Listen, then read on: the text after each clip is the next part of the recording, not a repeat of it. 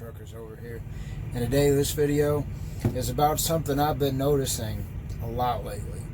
I notice a lot of people are not using their trailer tails, their drop axles, and not using their APU and all that kind of stuff. And a big thing what I hear all the time is, oh, why are they buying these side skirts for the trailer? Why are they buying these trailer tails instead of giving the drivers raises?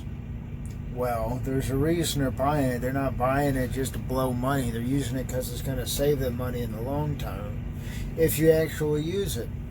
And believe it or not, that money will eventually go back to the drivers.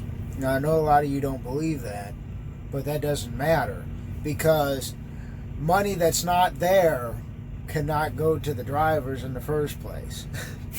So, like I said, if you have a trailer tail on your reefer or dry van, use it.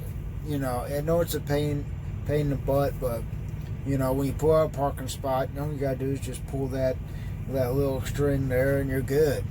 The same thing with a lift axle. I got a lift axle trailer right now, and even when I'm loaded, if it's less than 20,000 pounds, I got that thing lifted up. Unless I'm going to like Chicago or something, obviously, you know that's just common sense. But I have it lifted up till I go into the city.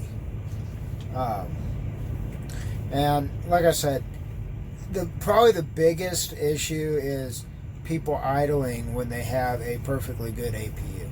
Now, I work with companies that have had battery-powered APUs. I'm not going to name any names, but they sucked, man. You work for about an hour or so, and they'd keep the truck maybe 10 degrees cooler than outside, maybe.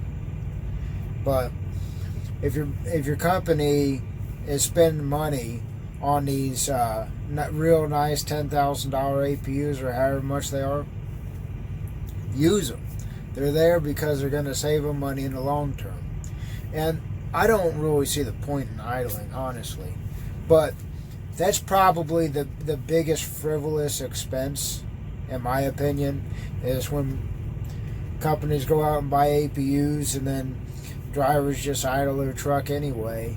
I don't get it. And see, that's why all these companies have timed idles on their trucks. Now, thank God Dawes doesn't, because if the APU ever goes out, or if I'm in negative 30 degree weather, negative 50, which I have been in, I can idle the truck. Or with these new trucks, you're not supposed to idle it, but I can at least idle it for an hour and then run my APU and switch back and forth or whatever.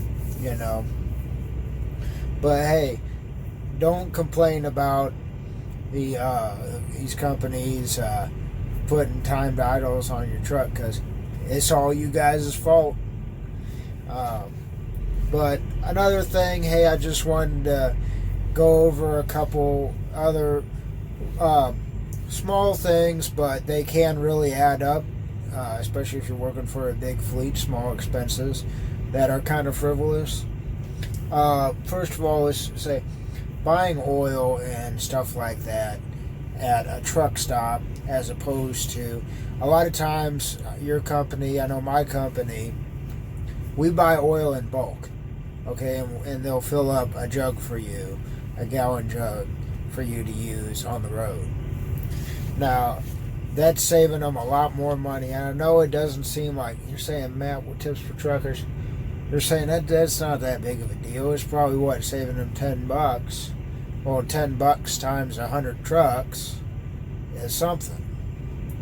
But another thing is not fueling where they tell you to just because, I don't like to fuel there. Now, there's some places you legitimately can't go in and out of, and if it's just a penny difference, it's better.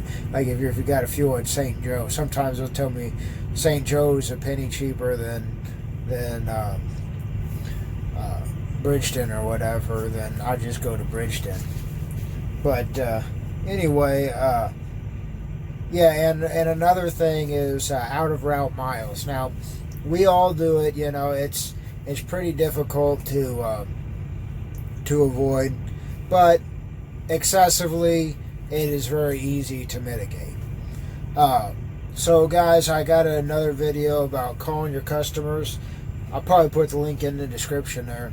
But it's all about what you got to do is you got to call these customers and get directions. And believe it or not, that's going to save your company a lot of money. And it's going to save you. I mean, your time is valuable. I mean, if you want to get lost and be on the clock while you're lost and have your e-log going, hey, that's on you. But you know, the opportunity cost is going to save you in the end.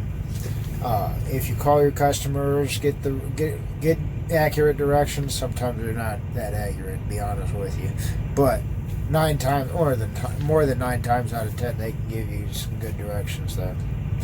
And that's just a couple of things I want to talk about. Get your brains going and everything. You could think of other ones, but if your company is investing in this capital, like trailer tails, lift axles, APUs and such, they're doing it because it's going to save them money in the long term. And like I said,